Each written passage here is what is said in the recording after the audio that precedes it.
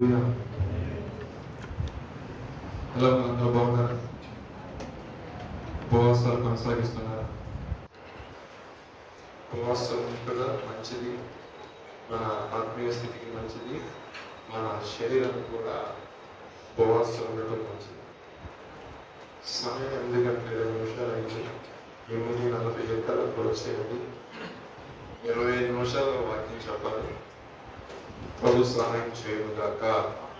ఆమేన్. హల్లెలూయా. చదువు. Last week ఎవరి గురించి తెలుసుకున్నాము? ఏమి తెలుసుకున్నాము?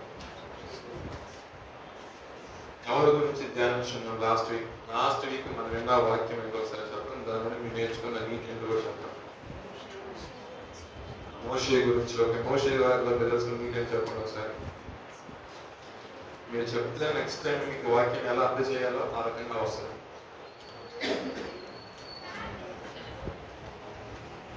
ఒకసారి మా కళ్ళ కోసం ఒకసారి ధ్యానించండి, వెళ్ళిపోండి.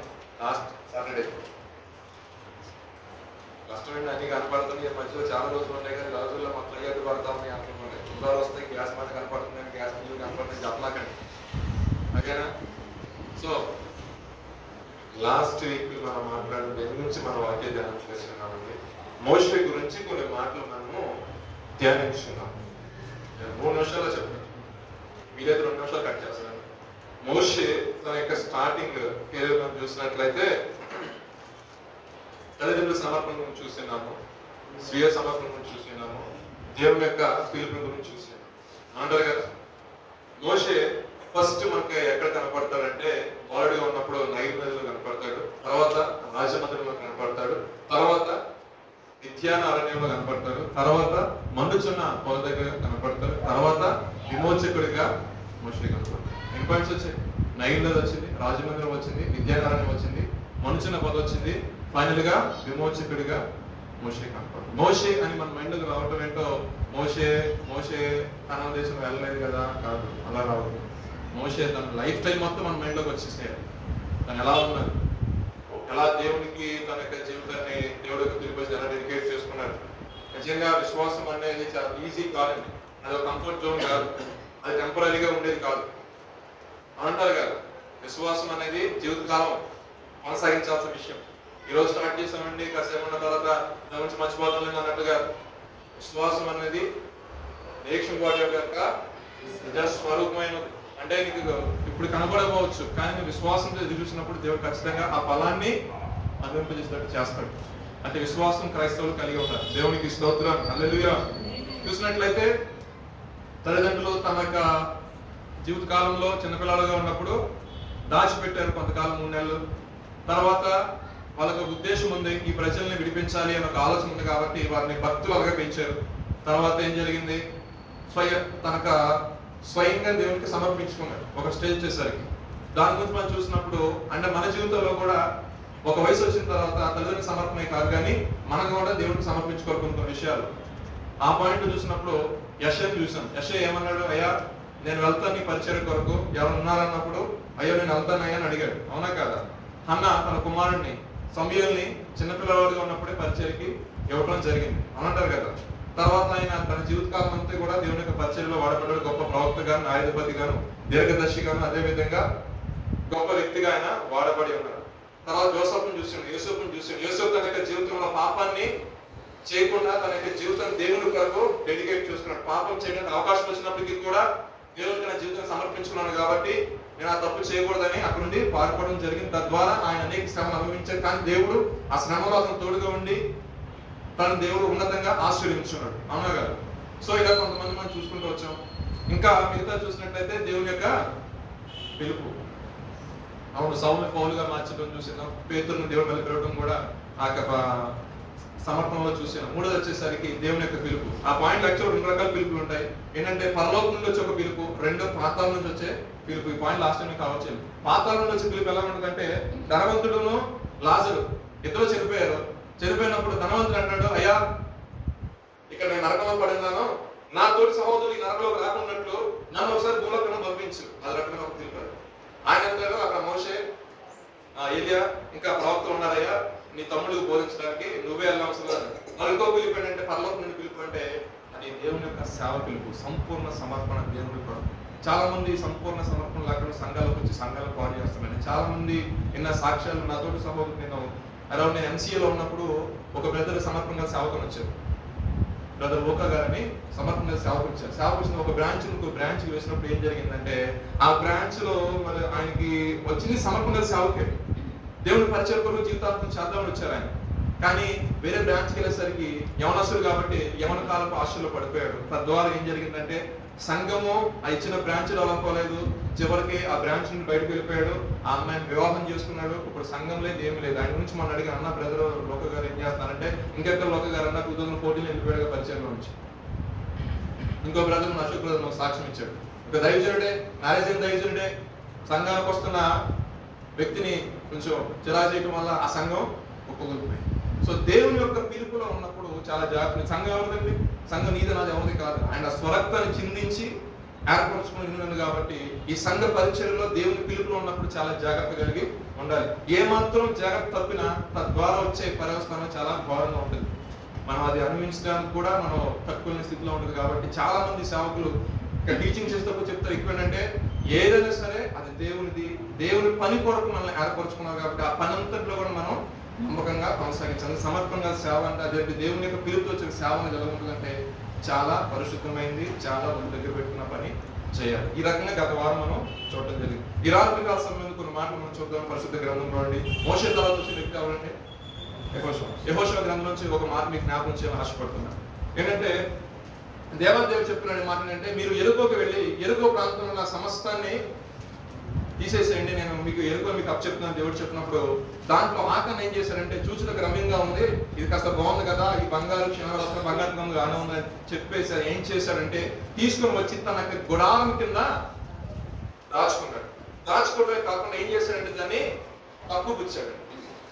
దాన్ని కనపడిస్తున్నాడు దాన్ని ఏమన్నా కనపడినట్ల ఏం చేశాడు, దేవుడు చెప్పించిన దాన్ని దేవుడు వద్దన దాన్ని తీసుకుని వచ్చి గుడారం కింద దాచిపెట్టాడంట, కప్పుపుచ్చాడంట.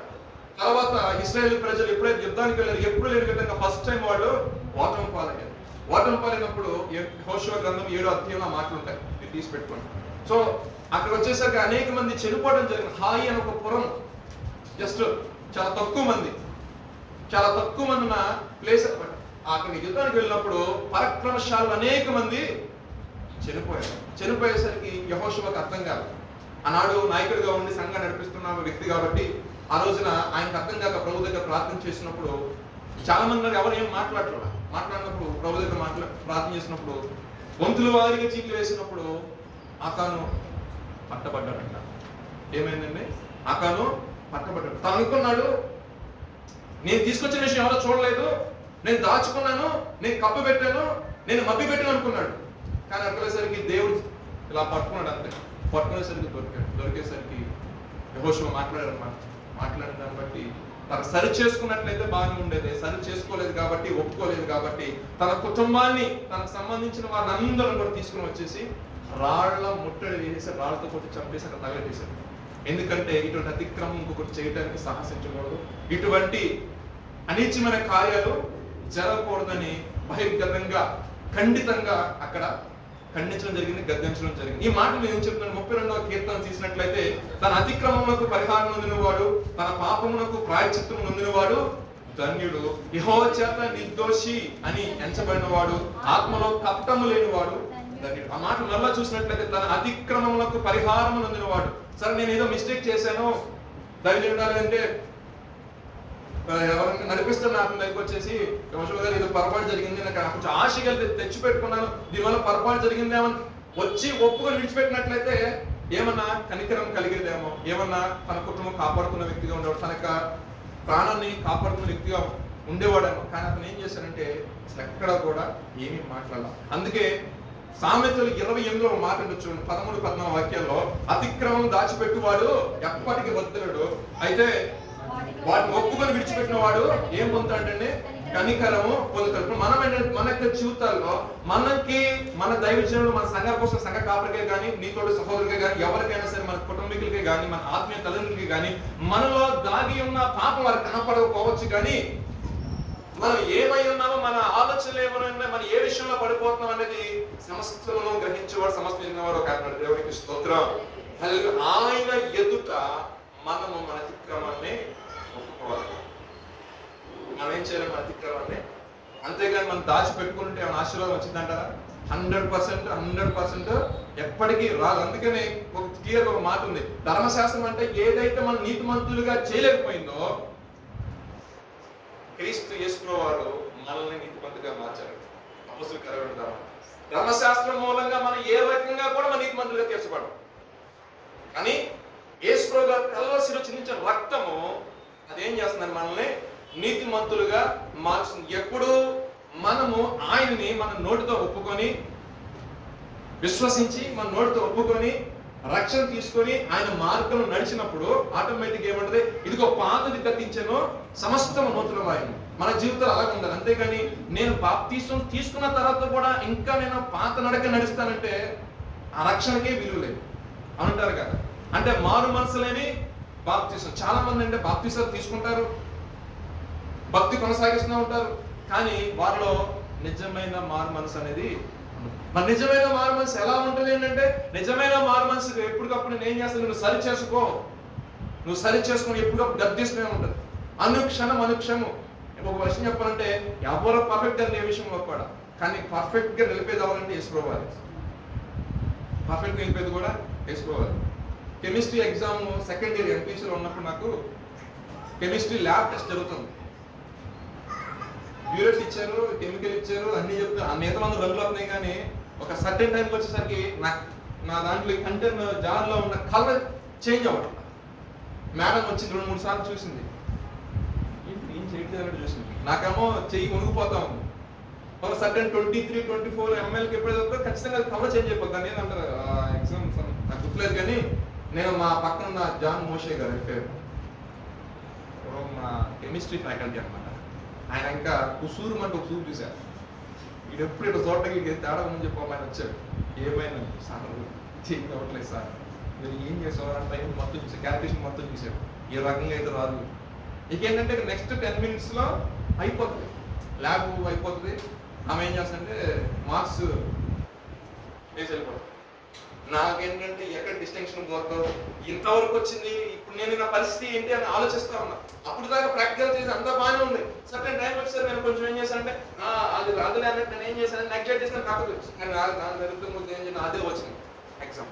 ఇప్పుడు అది అక్కడ అవుట్పుట్ రాకపోతే కనీసం ఏదైనా కలర్ వస్తే అప్పుడు మూసుంటే ఆ బయట వాటే ఉంటుంది, కానీ పైనుంచి పీరియడ్ మీద వస్తుంది, అది చాలా వస్తుంది రావట్లేదు దాంట్లో. ఏం చేయాలి అర్థం కావట్లే, ఏడవలేము అందరం ముందు. ఇక చూశాను సార్ వాయిస్ డౌన్ అయిపోయింది ఆటోమేటిక్గా. అప్పుడు బాగా యాక్టివ్ ఉండేవాడిని క్లాస్లో, ఆయన వాయిస్ డౌన్ అయిపోయింది. తెలియకుండానే నాకు పరిస్థితులు సార్ అర్థం కావట్లేదు, ఇప్పుడు ఎప్పుడు కొట్టేసిన మాటలు ఆటోమేటిక్గా చాలా వరకు పడిపోతుంది సార్, మాట్లాడుతూ పడిపోతుంది సార్. ఆయన ఆలోచించి మేడం అక్కడ చూస్తూనే ఉంది, చూసి వీళ్ళని గడిపేసి ఇక్కడ పెట్టేసి చేసేయాలి కరెక్ట్ ఆయన చెప్పినట్టు వెళ్ళిపోయినా కలర్ చేంజ్ అయిపోయింది. మేడం వచ్చింది, మార్క్స్ చేసింది, వెళ్ళిపోయింది. దేవునికి స్తోత్రం. అంటే అక్కడ జరిగిన సిచ్యువేషన్ ఆమె చాలా స్ట్రిక్ట్ అంటే ఆమె వస్తే అంటారు మా వాళ్ళు పోతురా బాబా. నాకేంటంటే ఆమె వచ్చింది దాంట్లో, మరి ఆమెకి ఏం కనుగొనగలిగిందని అందరూ నేను అందరి మొహాలు చెప్పే కదా. కనీసం మన అతిక్రమాలు మనం కడుక్కోలేకపోయినప్పుడు కనీసం ప్రభు పాదాలు పట్టుకొని ప్రభా నీ సహాయం నాకు దయచేయని మన ప్రభుని పట్టుకున్నప్పుడు మన అతిక్రమాల్ని తన కుమారుని యేసు క్రీస్తు వారి ద్వారా మనల్ని ఏం చేస్తాడంటే దేవుడు అంగీకరిస్తాడు, మన అతిక్రమాల్ని తుడిచివేస్తాడు. అందుకు క్రీస్తు ప్రభు మనకు అవసరం. ఏ విషయమైనా తండ్రి అయిన దేవుడు మనం డైరెక్ట్ చూసినప్పుడు మనల్ని యాక్సెప్ట్ చేయడంట, నరుని ముఖం ఆయన చూడు. మరి ఎవరి ద్వారా చూస్తానంటే ప్రోక్షించుకున్న రక్తం ఉంటుంది కదా మన మీద, ఆయనలో మనము వెళ్ళిపోయాం కదా దాని ద్వారా. అందుకే ఆయన నామములో, యేసు నామములో ఏమంటారు లాస్ట్ లో, అడుగుచున్నాము తండ్రి. మరి ఏ నామం కాదు, ఆ నామముకున్న ప్రత్యేకత అది. ఎందుకంటే ఆ నామము అతిక్రమాలని తుడిచివేసే నామము, ఆ నామము పాపిని నీతిమంతునిగా తీర్చున్నాము. ఆ నామంలోనే శక్తి ఉంది, ఆ నామంలోనే మోక్షం ఉంది, ఆ నామంలోనే రక్షణ ఉంది. అందుకనే మనం ఎప్పుడైతే ఎప్పుడైతే ప్రార్థన క్లోజ్ చేస్తామో అప్పుడు మాత్రమే మనకి విడుదల. దేవునికి స్తోత్రం, హల్లెలూయా. ఒక మాట చూద్దామండి పరిశుద్ధ గ్రంథంలో నుండి 1 సమూయేలు 15వ అధ్యాయం చూద్దాం. 1 సమూయేలు 15వ అధ్యాయం చూసినట్లయితే దేవాతి దేవుడు సమూయేలు ప్రవక్త చెప్తాడు, సమూయేలు నేను ఒకరిని రాజుగా నియమిద్దాం అనుకుంటున్నాను అన్నప్పుడు సౌలుని నియమిస్తాడు. సౌలు నియమించిన తర్వాత అయ్యో ఈ ఇశ్రాయేలు ప్రజలు ఆ ఐగుప్తు ప్రాంతం నుండి కనాను దేశం వచ్చేటప్పుడు అమాలేకీయులు వీళ్ళ విషయంలో చాలా గొడవపడ్డారు, వీళ్ళకి ఏ రకమైన సహాయం చేయలేదు. సో నేను అమాలేకీయులు అందరినీ కూడా హతమార్చాలనుకుంటున్నాను, ఎందుకంటే వీళ్ళు వక్ర జనాంగము, మంచి బుద్ధి కలిగిన వ్యక్తులు కాదు వీళ్ళు. సో వీళ్ళు నేను నా ఎదుటిని తొలగిద్దాం అనుకుంటున్నాను. సో నువ్వు సౌలు చెప్పిన వాళ్ళ మీద యుద్ధానికి వెళ్ళి వాళ్ళని శుభ్రంగా సమూలంగా నిర్మూలన చేసి అసలు ఏమి ముట్టుకోవద్దు, ఏమి తేవద్దు, కంప్లీట్ గా వాళ్ళు తీసామన్నప్పుడు ఈయన దైవజనుడి దగ్గరికి వచ్చి పాస్టర్ గారు చెప్పేసరికి పాస్టర్ గారు మాట విన్నారు. మనం ఏమంటాము, అయ్యా నువ్వు ఆశ్రయించబడాలంటే, నువ్వు దీవించబడాలంటే దేవుడు మాట వినయ్యా, నీకు ఆ విషయం సరి చేసుకోవాలన్నప్పుడు భక్తి గలవాలనుకోండి ఏం చేస్తారంటే, అన్న నా క్షేమం కోసం చెప్పాడు కదా, మన ఆయన సంఘానికి వెళ్తున్నాం కదా, అన్న నా క్షేమం కోసం చెప్పాను తీసుకుంటారు. కొంతమంది ఉంటారు గర్విష్ఠులు, నేను ఒక్కరిని తప్పు చేస్తున్నానా, నేను ఒక్కరిని తప్పు చేస్తున్నానా, ఎవరు చేయట్లేదా, నేను సరి చేసుకోవాలి, లాస్ట్లో చూసుకోవచ్చులే అన్న విధానం ఉన్నవారు లేకపోవాలా, అప్పుడు సరి చేసుకున్న వాళ్ళు లేకపోవాలా. దేవుడు కృపగల దేవుడు కదా, ఆ టైంలో నా పట్ల కృప చూపుతాడులే అని కఠినమైన మనసు కలిగి సేవకుడు చెప్పినప్పుడు కూడా వెనకన పోయేవాళ్ళు లేకపోవాలి సంఘాలు. ఈ యొక్క సౌలుకి సమూయేలు గారు చెప్పారు ఏం మాట అంటే, అయ్యా నువ్వు ఆ యొక్క రాజ్యం మీదకి వెళ్ళినప్పుడు నువ్వు సమూలంగా నాశనం చేసాయి, ఎందుకంటే వాళ్ళు నా బిడ్డల విషయంలో వాళ్ళు అన్యాయంగా ప్రవర్తించారు. ఎలా అంటే అన్యాయంగా ప్రవర్తించారు, ఆ మార్గం కూడా వస్తున్నప్పుడు కనీస సహాయం కూడా వాళ్ళు చేయలేదు. సో నువ్వు వాళ్ళ మీదకి వెళ్ళిపోయిన వాళ్ళు మొత్తం కూడా విడిచిపెట్టేసినప్పుడు ఈయన ఏం చేసినాడు, అక్కడికి వెళ్ళాడు. సరే ఫస్ట్ బాగానే ఉంది, వాళ్ళు తేరు చూశాడు. అమాలేకులను చూసినట్టయితే కొంతమంది వేరే ప్రాంతం వాళ్ళు ఉన్నారు, కెనడీలో ఉన్నారు, వాళ్ళు అక్కడ ఉన్నారు కొంతమంది, వాళ్ళని డివైడ్ చేసి ఫస్ట్ అదే నేను పొద్దు మేము దాని మీద చెప్తున్నాం రాబోతున్నాం, మీకు దీనికి మీకు ఏం సంబంధం లేదు కాబట్టి ఆ గ్రూప్ లో నుంచి ఈ గ్రూప్ తప్పుకుంటున్నప్పుడు మమ్మల్ని లోబడినప్పుడు వాళ్ళని పక్క వెళ్ళిపోయారు. మిగతా వాళ్ళు అమాలేకులు. ఈ అమాలేకుల మీదకి యుద్ధానికి వెళ్ళినప్పుడు దేవుడు చెప్పినట్టు అందరినీ సమూలనాశనం చేశారు. అంత బాగానే ఉంది, కానీ అక్కడ కనపడిన కొన్ని ఎద్దులు, కొన్ని కొవ్విన గొర్రెలు, పొట్టేళ్లు అన్నిటిని తెచ్చుకొని చక్కగా దాచిపెట్టాడు. ఏం చేశాడంటే దాచిపెట్టాడు. మనం కూడా దేవుడు చెప్పిన అన్ని చేస్తా ఉంటాము, అన్ని బాగానే ఉన్నాము, కానీ తెలియకుండానే ఇది ఏం కాదు అనుకున్నా చూసారా, అదే మన జీవితంలో గొప్ప శాపాన్ని తెచ్చిపెట్టింది, గొప్ప ఇబ్బందిని తీసుకొస్తుంది, గొప్ప విపత్తులు తీసుకొస్తుంది మన జీవితాలు. ఈయన అనుకున్నాడు అంతా కూడా క్లీన్ చేశారు కదా, ఇది నా దేవుడు కాలకని దాచిపెట్టాను అంటున్నాడు. ఆ రాత్రి కాల సమయం అందే దేవత దేవుడు ఏం చేశాడు, దైవజనుడితో మాట్లాడుతున్నాడు, ఇదిగో అసలు ఈ సౌలు విషయంలో నాకు బహు ఇబ్బంది అయిపోతుంది, నన్ను బాధ కలిగేస్తున్నాడు చాలా విషయాలు, నేను చెప్పింది ఎక్కడ కూడా ఆయన నడవటం లేదని సమూయేలుతో మాట్లాడినాడు. సమూయేలు అంట ఆ రాత్రంతా దైవజనుడు ఏం చేశారంటే, ఎందుకంటే మరి ఈయన వెళ్ళలేదు కదా ఆయన అభిషేకించింది, ఇప్పుడు ఫర్ ఎగ్జాంపుల్ నన్ను కన్నా ఫిలిప్పై దగ్గర బాప్తిస్మం నాకు ఇచ్చారు అనుకోండి, నేను అతిక్రమం చేశాను అనుకోండి, రేపు పొద్దున వాడిని కొట్టేస్తున్నప్పుడు దైవజనుడు ఏం చేస్తాడు, అయ్యా వీడు ఎక్కడికి వచ్చిందో బాప్తిస్మం తీసుకున్నాడు, వీడు అతిక్రమంగా ఎదురైన సజ్జీపెడుతున్నాయా, అసలు ఒకసారి మాట్లాడి అంట మన అంటారు కదా. ఆ టైం ఆయన అక్కడ అడుగుతున్నారు, పాస్టర్ అడుగుతున్నారు ఏంటంటే, ఒకసారి ఆగే నువ్వు అసలు ఆ రాజ్యం కొట్టేటువంటి ఒక నిమిషం ఆగన్నా కూడా లేదు ఆ లెక్కలు చూసి రేపు ఆ రాజ్యం ఉందని చెప్పేసి, ఏంటి ఇంత కరాఖండికి ఎందుకు అంటాడని చెప్పేసి నెక్స్ట్ డే ఆయన ఎదుర్కోవడానికి వెళ్ళినప్పుడు నేను చెప్పినట్టు మొత్తం చేసేసాను చెప్తున్నాడు. దైవజనుడి దగ్గరికి వచ్చి ఏం చెప్పేటప్పుడు మన భాషలో చెప్పాలంటే సమ్ వాడి వదిలే కానీ అబద్ధం అన్నాడు, భయంకరమైన అబద్ధం.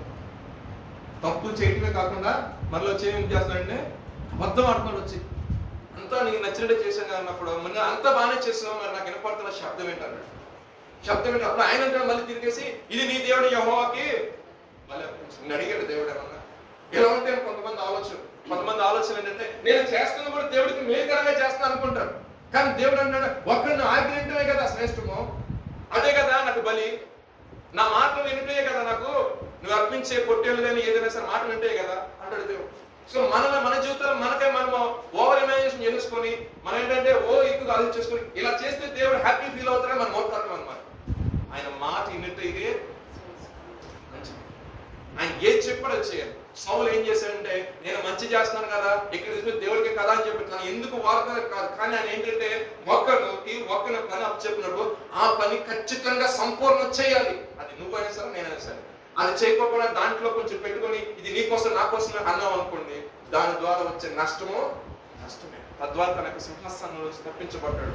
వేరొకరిని సింహాసనంలో దేవుడు తన హృదయానుసారమైన వ్యక్తిని తీసుకొచ్చి దేవుడు కూర్చొని పెట్టాడు. ఈ రోజు నీ జీవితంలో నా జీవితం అయినా సరే, నేను నా అతిక్రమాన్ని సరి చేసుకోకుండా, నేను నడవకుండా నా ఇష్టానుసారం నేను ఉన్నాను అనుకోండి, దేవుడు ఈ స్థానం నుంచి నన్ను తప్పించి మీకు వాక్యం ప్రకటించిన ఒక వ్యక్తిని ఇక్కడ నియమిస్తాడు. దేవునికి స్తోత్రం. ఆయన నమ్మదగిన వాడు, నీతి న్యాయం జరిగించేవాడు, తన బిడ్డల క్షేమం గురించి ఆలోచించేవాడు. దేవునికి స్తోత్రం. అంటే తన బిడ్డలు అంటే ఎవరండి? నువ్వు నేను.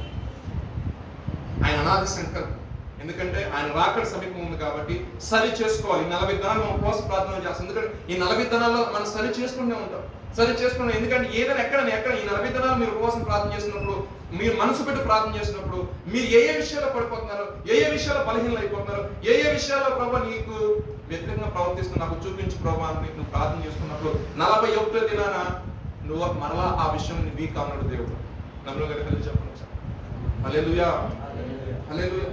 మనము పరిపూర్ణంగా దేవుడి మీద ఆనుకునే దాన్ని బట్టే ఉంటుంది ఆశీర్వాదం. అంటే నేను ఎంతవరకు నేను దేవుడిని గురిగా పెట్టుకునే ప్రయాణం చేస్తున్నాను, దేవుని సెంటర్ గా పెట్టుకొని నేను నా యొక్క ప్రయత్నాన్ని కొనసాగిస్తున్నాను అనేది దేవుడు చూస్తాడు ఎప్పుడైనా సరే. అంతేగాని మనం ఏదో చేయని దేవుడు ఎక్స్పెక్ట్ చేయట్లేదండి. బాబు నువ్వు నా మార్గం నిలబడరా బాబు, నువ్వు ఖచ్చితంగా నువ్వు బైబిల్ చదువుకో, ఖచ్చితంగా నా మార్గాల్లో నా కట్టలను నా విధులను గైకును నడువు. అది కూడా నీకు చేత కాకపోతే వచ్చి గేడు బయలుపెట్టడం నేను ఎలాగ నడవాలని నేర్పిస్తాను కదా. అర్థమైందండి? నేను నీకు ఉపదేశం చేసాక నువ్వు నడవలసిన మార్గం నీకు బోధించి నీ మీద దృష్టించి నీకు నేను ఆలోచన చెప్తానంటాడు దేవుడు. ఎంత మంచి శ్రేష్ఠని మాట్లాడుతాడు చూడండి. అంటే మనకి అదుకోని చేత కదా ప్రభావం, నేను ఎలా నడవ చేత కదా, నువ్వు పడిపోవాలని పడుకోవాలి దగ్గర, నేను సిగ్గుపడకూడదు ఏ విషయం. ఎందుకన్నా కదా కనీసం రాకపోయినా ప్రభుపాద దగ్గర పడి ప్రభా నువ్వు ఒక్కసారి చూడాలంటే ఖచ్చితంగా నా ప్రభుత్వం వస్తాను. ఎందుకంటే చూస్తే మనిషి తన యొక్క జీవితంలో 12 ఏళ్ళకి ఈయన రాజు అయ్యాడు. 12 ఏళ్లకే రాజు అయ్యాడు. 12 ఏళ్ళకి రాజు అయ్యి 55 సంవత్సరాలు రాజ్య పరిపాలన చేశాడు. ఎన్ని సంవత్సరాలు రాజు అయ్యాడు? 8 సంవత్సరాలు చేశాడు. 12వ ఏట రాజు అయ్యాడు. 55 ఏళ్ళు రాజ్య పరిపాలన. ఈ మనిషి ఎవరనుకున్నారు? మనం ఎప్పుడు ప్రార్థన జ్ఞాపకం చేసుకున్నాం. ఎవరంటే హిజ్కియా కుమారుడు ఈ మనిషి. ఈ హిజ్కియాను చూసినట్లయితే మంచి దైవ భయం ఉంది. కన్నీళ్లు కారుస్తూ, అయ్యా నీ సన్నిధి యథార్థంగా ఏ రకంగా నేను ప్రవర్తించాను ఒక్కసారి నన్ను జ్ఞాపకం చేసుకో ప్రభువా అని ఒక్క మాట నందుకే 15 సంవత్సరాలు ఆయుష్కాలం ఇచ్చేసాడు దేవుడు. ఎన్ని సంవత్సరాలు అండి? 15 సంవత్సరాలు ఆయుష్. కానీ తల్లిదండ్రులకున్న అంటే తండ్రికున్న భక్తి ఎవరికి రాలేదు, కుమారుడు రాలేదు. ఈ మనిషి ఏం చేశాడంటే తండ్రి ఏదైతే దేవునికి ఇష్టలేని ప్రతిమలు ఉన్నాయో ఆ ప్రతిమలన్నింటిని మరలా తీసుకొచ్చి పెట్టాడు. యెరూషలేము తీసుకొచ్చి మొత్తం పెట్టేసి మరలా అక్కడ ఉన్నత స్థలాల మీద ఈ ప్రతిమలకు సంబంధించిన ఆరాధన చేయడం మొదలు పెట్టాడు. తన కుమారుడు పుట్టినప్పుడు కుమారుల్ని అగ్నిగుండంలో నడిపించాడు. నిజం చెప్పాలంటే జ్యోతిష్కులు పిలిపించి నక్షత్రాల యొక్క ఆనుమాలన్నింటినీ కూడా ఆయన దాన్ని తీసుకోవడం చేశాడు. ఇవన్నీ చేస్తున్నప్పుడు దేవుడు చూశాడు. తన సేవకుని పంపించాడు, తన వాక్కును పంపించాడు. నీ తండ్రి నా దృష్టికి నడవలేదు, నీవు తప్పుబాటువే కాకుండా అనేక మంది దేవుడి జనాన్ని నువ్వు తప్పిస్తున్నావు, నీ ప్రవర్తన సరి చేసుకొని చెప్పాడు. ఆయన అంటాడు, విన్నాడా మాట?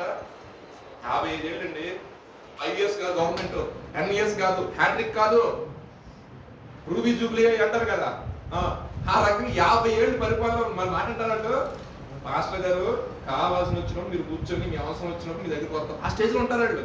ఎన్నరో దేవుడికి గొప్ప విధానం తెలుసా? అవన్నట్టుగా బాగా తెలుసు. అశ్షూరు రాజు పంపించాడు, మామూలు కాదు. ఏ రాజు అంటే అశ్షూరు రాజు వచ్చి గొలుసులతో బంధించి పరపరలాతలు వెళ్ళిపోయాడు. ఎక్కడికి? అశ్షూరు చెరలో వెళ్ళిపోయాడు మనిషి. రాజే బైబిల్లో ఒక చక్కటి మాట, చాలా చాలా వెరీ క్లియర్ గా వచ్చి, అయ్యా నువ్వు చాలా మిస్టేక్, మీ నాన్నకి నడవలా, నువ్వు దేవుని దృష్టికి చాలా ద్రోహకార్యాలు చేస్తున్నావు, ఆయన దృష్టిలో చాలా అతిక్రమం చేస్తున్నావు, ఏకమైనా సరే విడిచిపెట్టుకున్నప్పుడు ఎన్నో ఆ సేవకుని మాట గొలుసులతో ఇనుప గొలుసులతో లాక్కెళ్ళిన తర్వాత ఆ చెరలో ఉంది దేవునికి మొరపెట్టాడు. చూడండి 33వ అధ్యాయం 10-13 వాక్యాలు చదవండి. అతని జనులను వర్తమానమును పంపినను వారు చెవి యొక్కకపోయిరి. కాబట్టి యెహోవా అశ్షూరు రాజు యొక్క సైన్యాధిపతులను వారి మీదికి రప్పించి మనిషి తప్పించుకుని ఉండగా వారు అతన్ని పట్టుకొని గొలుసులతో బంధించి అతన్ని బబులోనుకు తీసుకుని పోయి అతడు శ్రమలలో ఉన్నప్పుడు తన దేవుడైన యెహోవాను నాశనం చేశారు. చదవండి. తన పితరుల దేవుని సన్నిధిని తను తాను బహుగా తగ్గించుకొని ఆయనకు మురళిడగా ఆయన అతని వినుపములను ఆలకించి యెరూషలేమునకును అతని రాజ్యంలోనికి అతన్ని తిరిగి తీసుకుని వచ్చిన చాలు. అంతకంటే ఆయన ఎంతైనా నమ్మదగిన వాడంట, కరుణావాత్సల్యం గల దేవుడు అంటండి. ఎంతటి అవమానం జరిగింది తన యొక్క జీవితంలో. ఆయనకి వెళ్ళిపోయిన చల్ల ఉండి అప్పుడు తగ్గించుకున్నాడు. అంటే అప్పుడు దాకా వాడికి తగ్గింపు అనే స్వభావం లేదు. నాశేకు సేవకుడు చెప్తున్నా కూడా 10 మంది చెప్పే కదా ఒక బ్యాచ్ ఉంటుందని.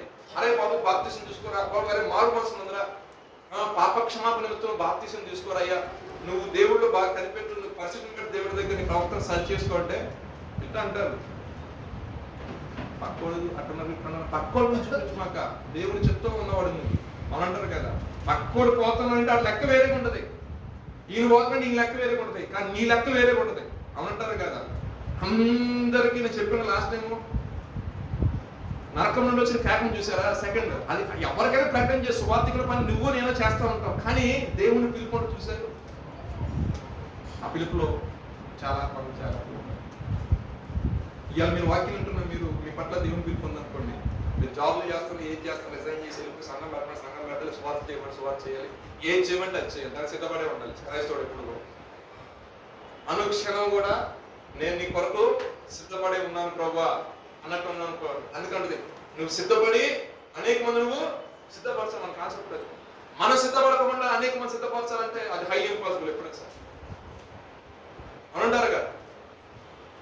అవునా కాదండి? మీరు నష్టమని చెప్పండి, బాధపడదాం అంటారా? మీరేమో మౌనంగా ఉంటున్నారు. అవునా కాదు?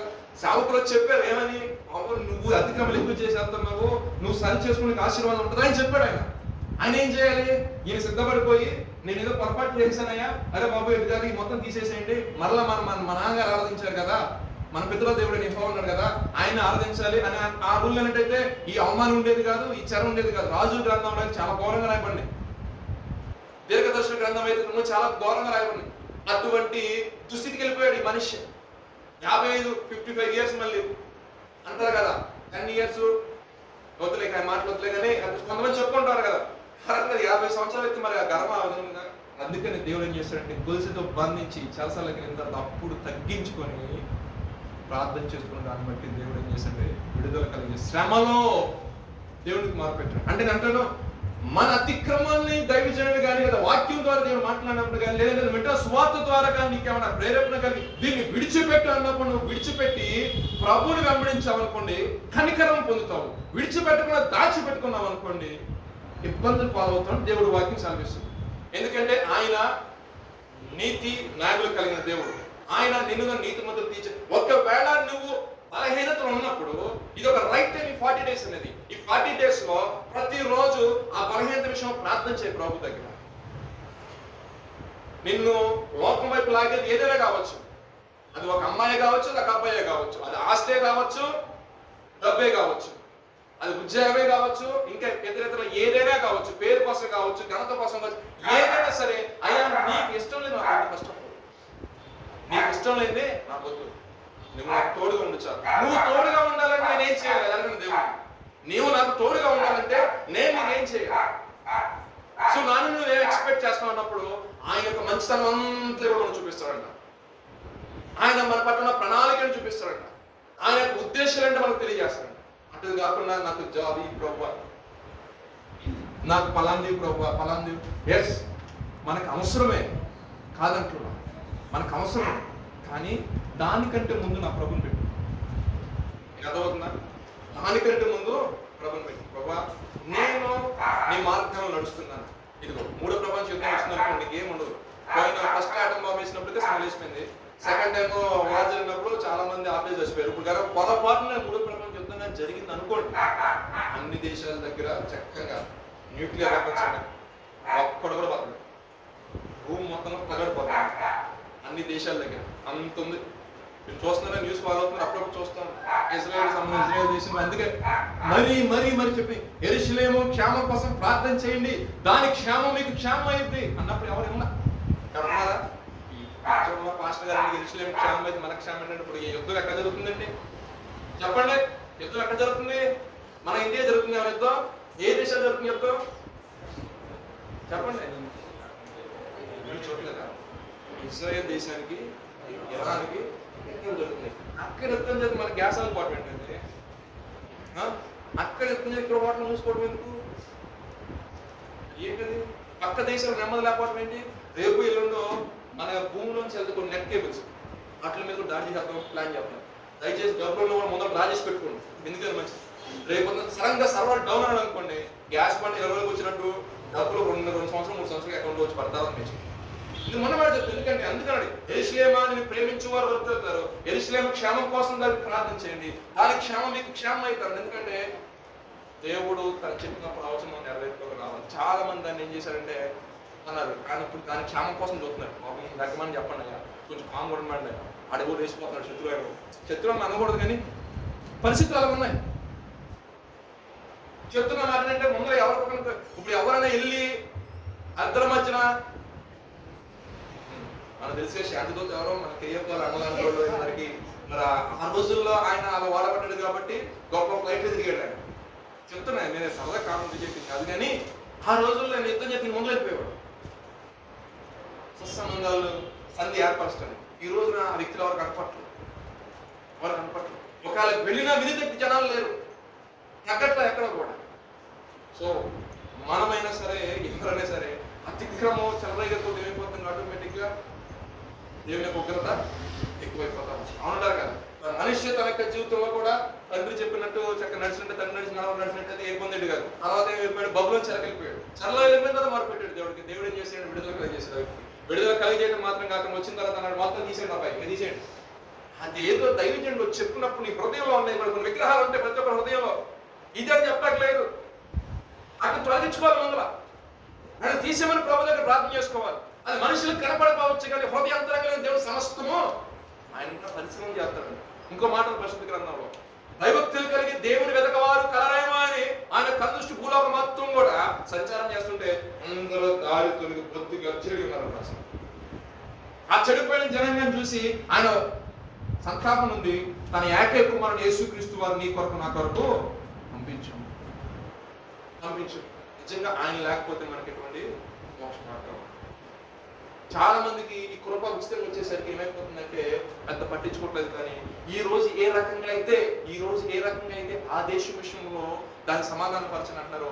ఒక రోజున మా గ్రామంలో క్రైస్తవులు కావాలండి, మా గురించి ప్రార్థన చేసే వ్యక్తులు కావాలండి అని అడిగిన రోజు దేవుడికి స్తోత్రం, హల్లెలూయా హల్లెలూయా. ఇంకొక వ్యక్తిని చూస్తాం, ఇంకొక వ్యక్తిని. ఎందుకని నేను అందరూ జ్ఞాపకం చేస్తానంటే వీళ్ళందరికీ ఒక గద్దింపు వెళ్ళింది. గద్దింపు వెళ్ళినప్పటికీ కూడా తమ యొక్క అతిక్రమాలను వారు సరి చేసుకోలేదు. అయితే పరిశుద్ధ గ్రంథం అంటది, నేను నా చిత్తానుసారంగా, యెషయా గ్రంథంలో ఉంటుంది అన్నమాట, నేను నా చిత్తానుసారంగా అతిక్రమలను నేను ఈ పాపమును మీకు అన్నిటికీ నేను జ్ఞాపకం చేసుకున్నాను. ఎందుకని? యేసుక్రీస్తు వారిని అంగీకరించావు. బబులోను రాజ్యంలో నెబుకద్నెజరు ఒక వ్యక్తి ఉన్నాడు, ఈ బాధ్యతతో ఉన్నాడు. ఆయనకి విచిత్రమైన కళ వచ్చింది. కళ వచ్చి ఏమొచ్చింది, చక్కగా శాఖలుగా చక్కగా పచ్చగా ఉన్న ఒక మొక్క కనపడింది, ఒక పెద్ద చెట్టు, దాని మీద ఆకాశ పక్షులు ఉన్నాయి, దానికి అనేక రకమైన జంతువులు చక్కగా నీడ ఆశించాయి. అక్కడ పండే పంటను చక్కగా వచ్చే ఫలాలు తీసుకుంటూ ఉంది. కానీ సడన్ గా ఏం జరిగిందంటే ఆ చెట్టు నరకవేయబడింది. దానియేలు గ్రంథం 4వ అధ్యాయంలో దానికి సంబంధించిన డీటెయిల్స్ ఉంటాయి, మీకు చదువుకోండి. ఆయనకి ఏం అర్థం కాక దేవుని ఆత్మ కలిగిన వ్యక్తి మిర్యా బాబా అని చెప్పేసి దానియేలు గారిని పిలిచారు. అనేక మంది వచ్చారు, కానీ కలభావం చెప్పేవాళ్ళు ఎవరు లేరు. ఆయనకు వచ్చిన కలభావం నుంచి చెప్పినప్పుడు దానియేలు చూస్తున్నాడు, అయ్యా దీనికి సూచన ఏంటంటే ఆ చెట్టు నువ్వే. కానీ దేవుడు చెప్తున్న మాట ఏంటంటే 7 సంవత్సరాలు నువ్వేమైపోతావంటే అడుగులు పాలైపోతావు.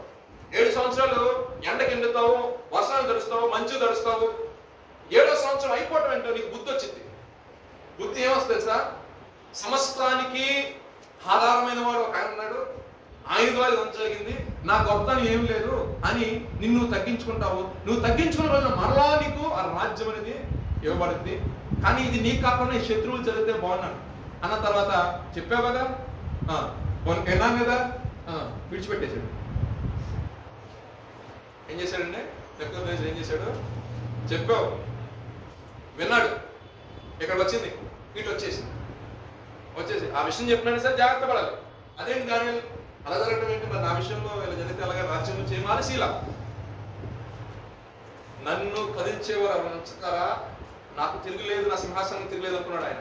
అనుకుని చక్కగా నడుచుకుంటా ఆహా నేను కాబట్టి కదా ఇంత డెవలప్ చేసి రాజధాని కానీ దీన్ని కానీ అని అనుకున్నాడండి మనసులో అండి. నోట్లో నుంచి కూడా రాలా.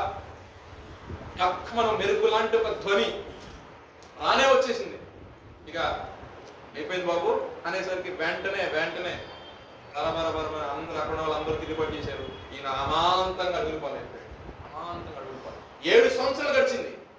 దేవుడు చెప్పిన మాట 7 సంవత్సరాల తర్వాత మళ్ళీ రాజ్యం ఇస్తున్నాడు కదా. 7 సంవత్సరాల తర్వాత ఇక ఆ భాషలో ఒక రోజు లాపై చూసేసరికి బాబు కనపడ్డాడు.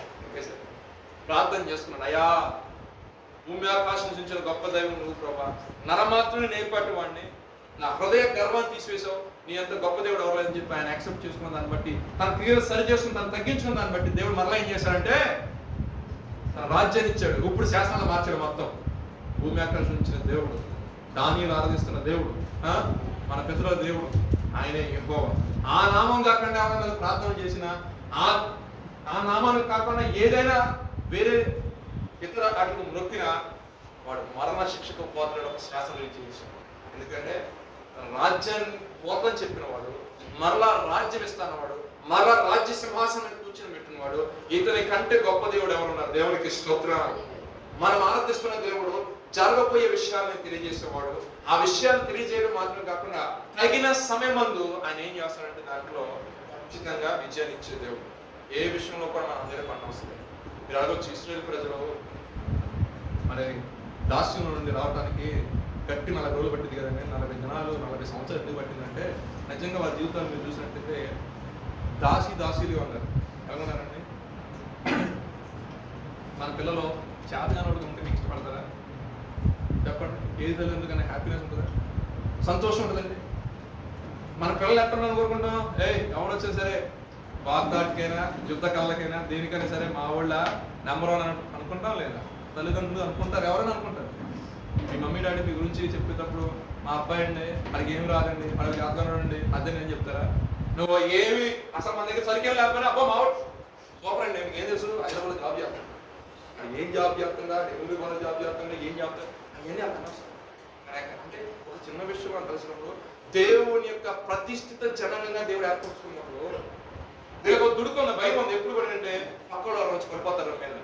దేవుడు చూశాడు, ఓహో మీకు ఈ భయం ఉందా, అసలు మీ ద్వారానే జనం భయం కలిగి చేస్తానని 40 సంవత్సరాలు అనుకుంటాడు దేవుడు. ఇలా అనుకుంటాడండి. 40 సంవత్సరాలు ట్రైనింగ్ ఇచ్చారు కాబట్టి ఇప్పుడు అదే ట్రైనింగ్ కొనసాగుతున్నాడు. ఆ దేశం ఏ దేశంతో నా యుద్ధం చేయాలంటే అటే కూడా వెళ్ళిపోతుంటారు జనాలు. వామ్మో ఇంత మా బాబు మనకింద రాసాడు. ఇజ్రాయేల్ దేశాన్ని దేవుడు కేవలం పిలుచుకోలేదు, కేవలం నేమ్సేక్ కోసం ఏదో నామకార్థం పిలుచుకోవాలా, తనంటే ఏంటో సర్వ ప్రపంచానికి తెలియజేయడం కోసం. అలాగే ఆత్మ సంబంధం మనలో కూడా ఏదో యాదృచ్ఛికంగా దేవుడు మన పిల్లల తన యొక్క అనాది సంకల్పం, ఎస్ ఫలానా వ్యక్తే కావాలి, ఫలానా వ్యక్తి రావాలని దేవుడు ఏం చేశాడు? ఎన్నుకొని మన కుటుంబం నుంచి నిన్ను నన్ను ఏర్పాటు చేసుకొని తీసుకొచ్చే దేవుడు ఏది కూడా మనకు తక్కువ చేయడు, ఏది కూడా తక్కువ చేయదు. ఎప్పుడంటే ఆయన మాటలు విని ఆయన ఆజ్ఞ ప్రకారం మనం నడిచినప్పుడు మనకి ఏది తక్కువ చేయడు. అందుకంటాడు ఏంటంటే ఎవరైతే ఆ రక్తం ఆ గడప ఎవరి గడప ఆ రక్తం పూయబడిందో వారి యొక్క కుటుంబంలోనికి సంహారకుడు వెళ్ళలేదంట. అదేవిధంగా క్రీస్తు యేసు రక్తము కింద ఎవరైతే ఉంటారో వారి మీద శాపం పనిచేయవు, చేతబడి శక్తులు పనిచేయవు, దురాత్మ సమూహాలు పనిచేయవు, ఏది కూడా పనిచేయవు. ఆయన నామంలో శక్తి ఉంది, ఆ రక్తం అటువంటి ప్రభావం. దేవునికి స్తోత్రం, హల్లెలూయా. కొత్త నిబంధనలో 2 వ్యక్తులు కనపడతారు, అననీయ సప్ఫీరా. ఏం చేశారు? 2 కలిపి పొలం అమ్మారంట. గబ్బు వచ్చేసరికి ఆశ కలిగింది. అసలు అక్కడ సబ్జెక్ట్ చూస్తే అపోస్తులు పాల దగ్గర పెట్టాలని ధనం తీసుకొచ్చారు. అపోస్తులను అడిగారు వాళ్ళని. ఇక అర్థమవుతుందా? మాస్టర్ గారికి తీసుకొద్దామని నా మనసు అనిపించింది. ఆయన అడగల, కానీ నేను తీసుకొచ్చి పెడదాం అనుకున్నాను. పెట్టేటప్పుడు యథార్థంగా పెడితే ఏ తలకాపుడు ఉండేది కాదు. నిన్ను ఆయన అడగను కూడా అడగల. కానీ వాళ్ళు ఏం చేశారు, పొలం అమ్మారు.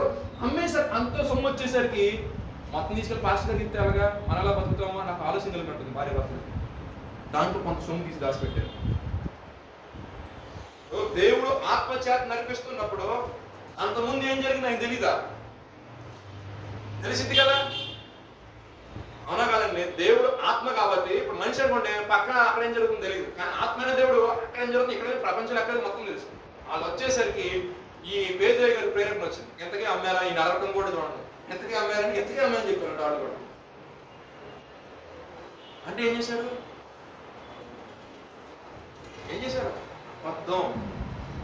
అబద్ధానికి జనకుడు ఎవడాడు? అపవాది. అపవాది దూరింది వారిలోనికి.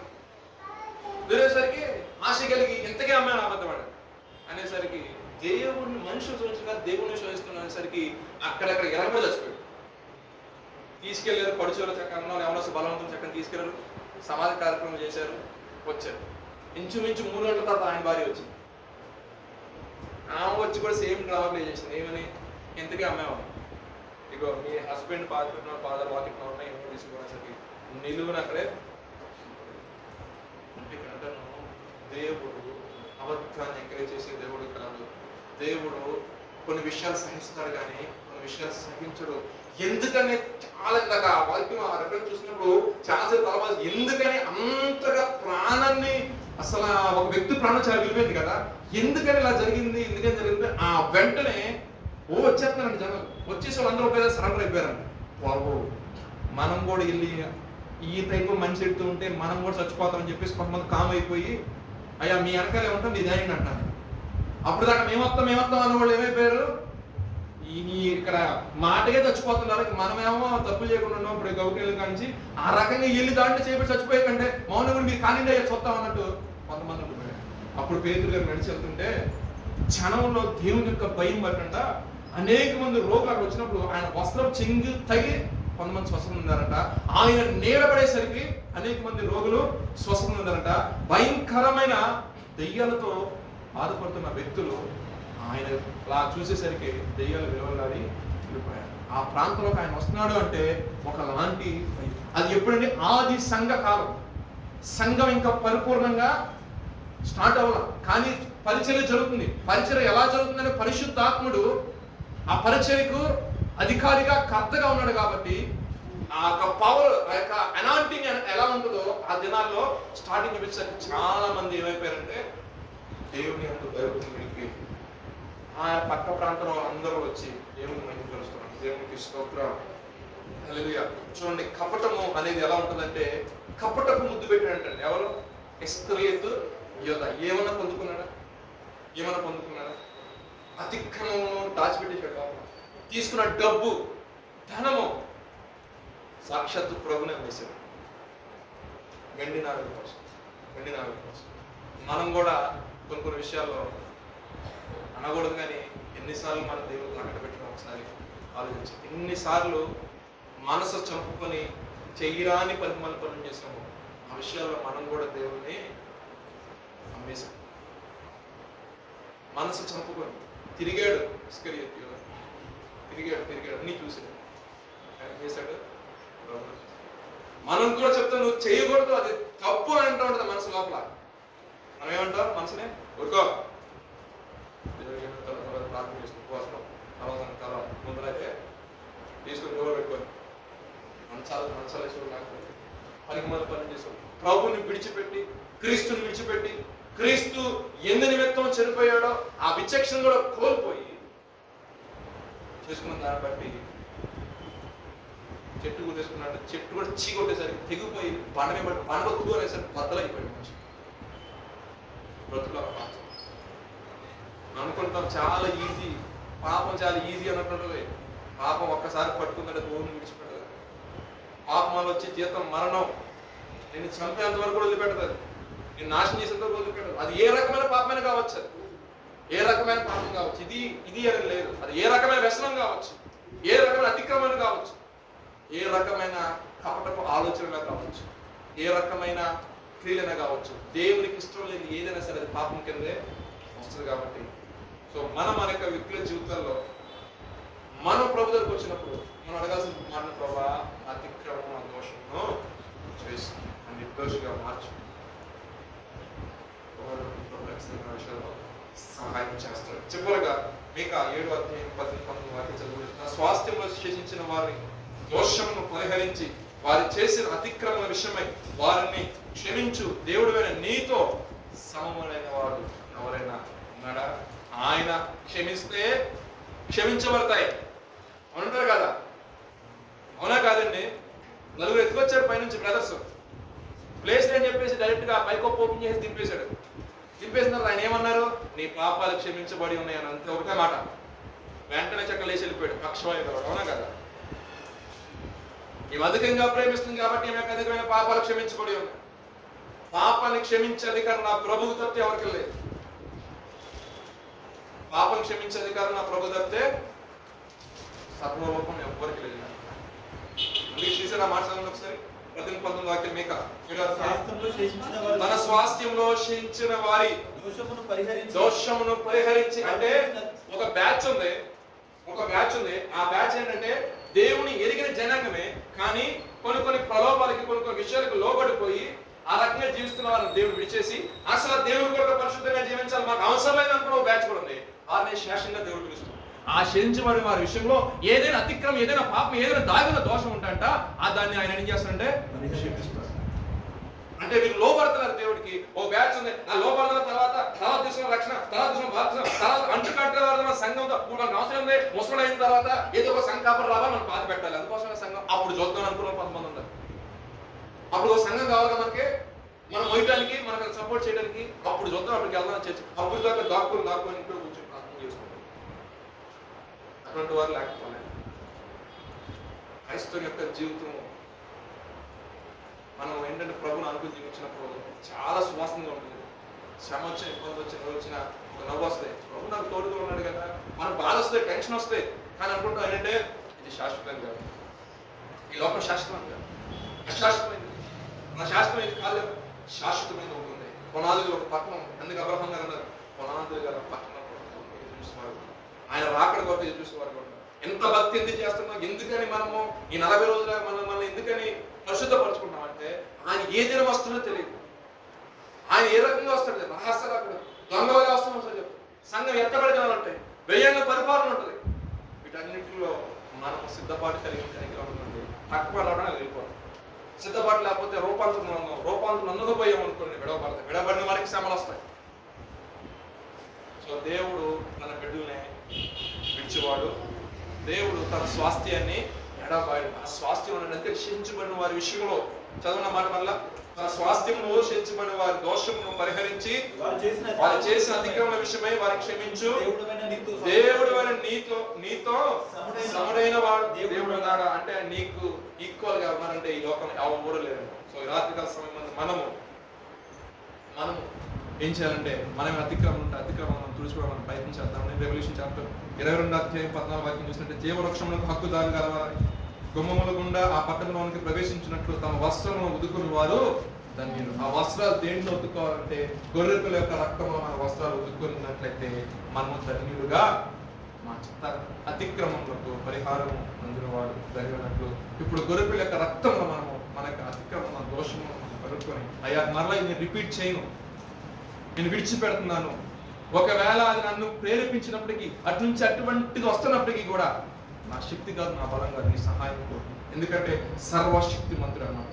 మన బలహీనతలు ఎరిగిన వాడు, నీ యొక్క బలహీనతలు ఎరిగిన వాడు, నువ్వు నీ పరిస్థితి, నీ స్థితిగతులు ఎరిగిన వాడు. నీకు ఏ రకంగా సహాయం చేస్తే నువ్వు దాన్ని జయించగలవో, నువ్వు నా ప్రభు పాద దగ్గర పెట్టినప్పుడు దాన్ని జయించే శక్తి అప్పుడు నీకు అనుగ్రహిస్తుంది. దేవుడు తన వీటికి మాట గురించి ఆశ్చర్యించుకుని కాక ప్రార్థన చేసుకుంటున్నాను. 2 నిమిషాలు వ్యక్తిగతంగా ఎవరి ప్రభు ప్రార్థన చేసి దేవుడు నాకు అనుగ్రహించే సమయం ఇంకా ఏర్పాటు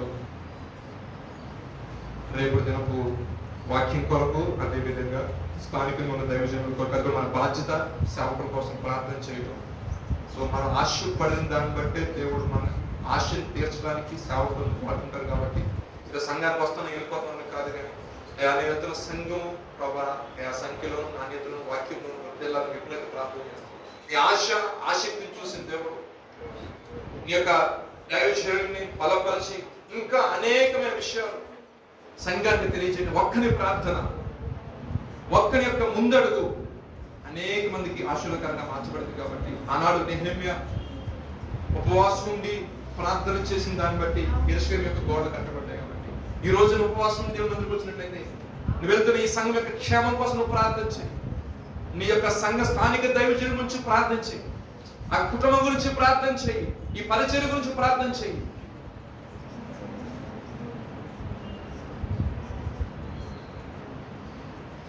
ఇంకా అనేక మంది సహోదరులు బాప్తిసం తీసుకునేవారు, మారు మనసు లేనివారు, నిజమైన మారు మనసు కలిగి జీవించాలి. ప్రభా నీ పరిచర్యలో అనేక మంది యవనస్తులు లెగాలి ప్రభా. కనీసం ప్రభా అనేక మంది సువార్త ప్రకటించే సువార్త అందరి గ్రామాలు అనేక మంది ఉన్నాయి, అనేక మంది ప్రభా. అందరికి సువార్త అట్లీస్ట్ నేను వెళ్ళకపోతే నేను వెళ్ళే వారికి సహకరించే విధానంగా నేను ఆశ్రయించు ప్రభా. అడుగు ప్రభు రాత్రి కాల్సిన వారి యొక్క ఇబ్బందుల్లో వారి ఇక్కట్లో సహాయం చేయగల మనసుగా నాకు ఇవ్వు ప్రభా.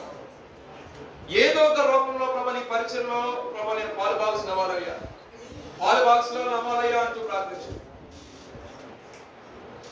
ప్రార్థన చేసు. రేపు దినమున దేవుడు ప్రత్యేకమైన కోణంలో నీతో మాట్లాడలాగిన, ఆరాధనలో ప్రభు నీతో మాట్లాడలాగిన, ఈ సాయంకాలం మాట్లాడిన దేవుడు రేపు మధ్యాహ్న కాల సమయంలో అందరూ వాక్యం విషయంలో కూడా ఆసక్తిగా ప్రార్థన చేయి. అందరినీ సాగుని బలపరిచేసి ఈ చిత్రంలో మీరు ఏర్పరచుకున్న దాన్ని బట్టి నాకు మాకు సంఘం కాల శ్రేష్టమైన వర్తమానాన్ని మీరు ప్రభు సిద్ధపరుచున్నాయి. మీ కృప అనుగ్రహించండి, నీ కృప అనుగ్రహించండి ప్రభు. విన్న వాక్యము ప్రభా నా తండ్రి మంచి నిలబడి విత్తనం వల్ల ఫలించినట్లు మేము ప్రభా దాన్ని ప్రభా అనేక మందికి మేము పంచిపెట్టినట్లుగా మేము ప్రభా వాక్యం ద్వారా మేము తృప్తి ఉంది ప్రభా. అనేక మందికి ప్రభా నా తండ్రి దాని గురించి వివరించినట్లుగా ఈ సహాయం దయచేయండి. ప్రార్థించండి. పరిస్థితిని మార్చగల దేవుడు, అద్భుతాలు చేయువాడు, ఆశ్చర్యకార్యం జరిగించువాడు, నీతి మంత్రికి విజ్ఞాపన మానపూర్వం బహు బలమగలేదే అంటుంది వాక్యం. దేవుని చేత ఏర్పరిచి మన జనాంగంగా మనం ప్రతిష్ఠిత జనంగా ఉన్నాం. కాబట్టి ప్రభా మా తిక్కమ మా దోషాలు మమ్మల్ని సరి చేయగల దేవుడు నీవే. ఆనాడు ఆకాను ఒప్పుకున్నట్లయితే తన కుటుంబం రక్షించబడేది ప్రభా. అయా సౌలు ప్రభా నా తండ్రి తగ్గించుకున్నట్లయితే రాజ్యం నిలిచి ఉండేది ప్రభా. అయా మనిషి ప్రభా సేవకుని మాట విన్నట్లయితే ప్రభా బందీకరణలోకి వెళ్లకుండానే ప్రభా అయా అతని అనుగ్రహం పొందేవాడు. ఆయన ఇస్రాయేలు యోధా ప్రభా కపటపు ప్రభా మనసు కలిగి అయా నా తండ్రి కపట ముద్దు పెట్టి ప్రభా అయా వెండి నాలుగు నమ్మి వేస్తున్నాడు ప్రభు. నీతో తిరిగాడు ప్రభా, నీతోనే ఉన్నాడు ప్రభా నా తండ్రి.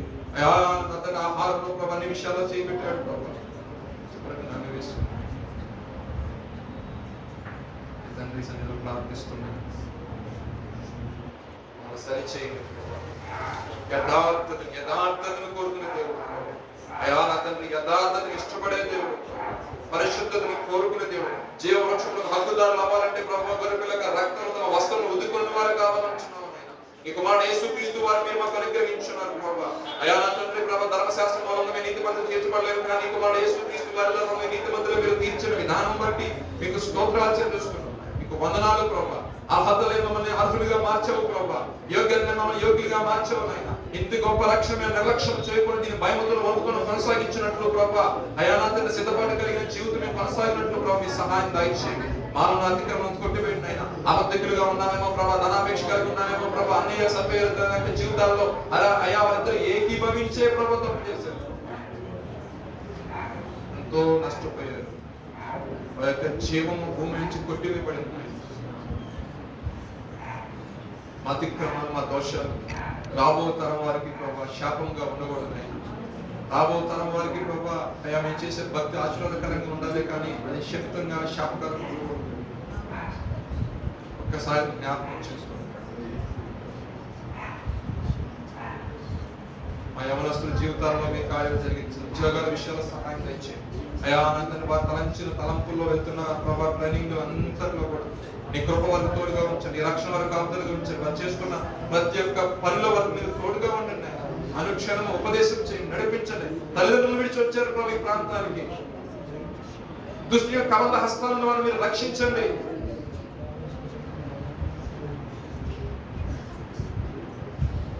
తమ వంశావళిలో వారి గురించి ఒక గొప్పగా ప్రభా రాబోయే తరం వారు చెప్పుకున్నట్లుగా వారి జీవితాన్ని ప్రభా పరిమళ సువాసనగా మీరు మార్చండి. బహుతరములకు ఆశీర్వాదకరంగా దీవెనకరంగా వారు మార్చండి. ఇక్కడ వచ్చిన తల్లులు ప్రభు మీరు దీవించండి, పెద్దవారిని మీరు దీవించండి. అయా నా తండ్రి, పెద్ద వయసు ఉన్న వారిని మీరు దీవించండి. వారికి అనేక మంచి జ్ఞానం ఇచ్చున్నారు. అయా మాలాంటి ప్రభా అతను ఎవరు పెట్టిన అనేక మందిని చూస్తున్నారు. అయా వారు చేసిన ప్రార్థన మూలంగానే ఇంకా అనేక మంది ఎవరు పెట్టి వచ్చి ప్రభా పరిచయం నిలబడగలుగుతున్నారు. ప్రభా వారు చేసిన విజ్ఞాపన బట్టే ప్రభా నా తండ్రి అయా రోషం కలిగి నీ కొరకు ప్రభా పరిచయంలో బాధపడుతున్నాం. అటువంటి ప్రభా రోదన చేయి స్త్రీలకు మీరు కనుగొనంటున్నారు. అటువంటి వారిని ప్రభా నా తండ్రి లేపమంటున్నారు నాయన. అయా సంఘము ప్రభా నా తండ్రి మౌనంగా ఉంటూ ప్రభా అయా పరిచయం కొరకు అంగలారుస్తూ కన్నీరు కారుస్తున్నా అయా మా తల్లులు మీరు దీవించండి, ఆశీర్వదించండి ఆయన. వారి విషయాల్లో వారి మంచి ఆరోగ్యం దయచేయండి, వారి గొప్ప కుటుంబాలు గొప్ప నెమ్మదిని కలిగించేయండి ఆయన. ఈ పరిచయం కొరకు ప్రభా పిలుపు గారిని మీరు దీవించండి, ఆశీర్వదించి దయచేయండి. అయా నమ్మకముగా ప్రభా నా తండ్రి ఈ పరిచయం ప్రభా నిజ ప్రభా కొనసాగించినప్పుడు ఈ యొక్క అభిషేకంతో పెట్టిన మీరు ప్రభా నడిపిస్తున్న విధానం బట్టి మీకు వందనాలు ప్రభా. అడ్డులు ఆటంకములు తొలగించండి ప్రభా. అయా నిన్నే గురుగా పెట్టుకుని వెళ్తుండగా ప్రభా మీరే ప్రభా నమ్మకమైన వారిని ప్రభా నా తండ్రి పరిచారకులుగా మీరు నియమించండి. అయా సహకారి చక్కగా మీరు దీవించండి, ఆశ్రయించండి ఆయన. అయా పరిచయంలో ప్రభా నా తండ్రి అయా నా తండ్రి ప్రభా అయా అనేక విషయాల్లో సహకరించినట్లుగా మీ సహాయం దయచేయమని ప్రార్థిస్తున్నాను. మీదైన ప్రభా అయా మనస్సును ప్రభా అయా వారిద్దరూ ప్రభా ఏక మనసు కలిగి ప్రభా ఈ పరిచయం ప్రభా అయా కొనసాగించినట్లు అభిషేకముని దీవెన నడిపింపు అనుగ్రహించండి. దేవుడు మాకు అనుగ్రహించిన బాధ్యత ప్రభా వాళ్ళు ప్రభా వాళ్ళ ధ్వనిలో పెట్టుకొని పరిచయం కొనసాగిస్తుండగా మీరే కావలసిన విషయాల్లో అనేక విషయాల్లో మీ సహాయం చేస్తున్నారు ప్రభా. వ్యక్తిగతంగా ప్రభా ఈ పరిచయం ముందుకు తీసుకుని వెళ్ళడానికి అనేక ఆత్మని కొరకు సంపాదించడానికి ప్రభా ఏర్పరచుకున్న రీతిని బట్టి నీకు స్తోత్రాలు ప్రభా. ఈ పరిచయం ముందు కొనసాగినట్లుగా సంఘంగా చేస్తున్న ప్రార్థన, ఈ ఉపవాసనలో చేస్తున్న ప్రార్థన గొప్ప మార్పు తీసుకురావడానికి మీరే సహాయం దయచేయండి. గొప్పగా ప్రభా సంఘములో ప్రభా అనేక సాక్ష్యాలు లేచినట్లుగా మీ సహాయం దయచేయండి. అనేక మంది ప్రభా నీ తట్టు తిరిగినట్లుగా మీ సహాయం దయచేయండి. సమస్తము ప్రభా దీవెనకరంగా మహిమకరంగా జరుగుతుంది. మీరే సహాయం దయచేస్తున్నారు. మీరు అనుగ్రహించిన సమయాన్ని బట్టి మరొకసారి స్తోత్రాలు చెల్లించండి. యేసుక్రీస్తు వారి పరిశుద్ధమైన నామములో అడిగి వేడుకొని ప్రార్థిస్తున్నాను తండ్రి. యేసు వెంటనే యేసు నామములో సంపూర్ణ చేస్తారు. Like on the mental bit,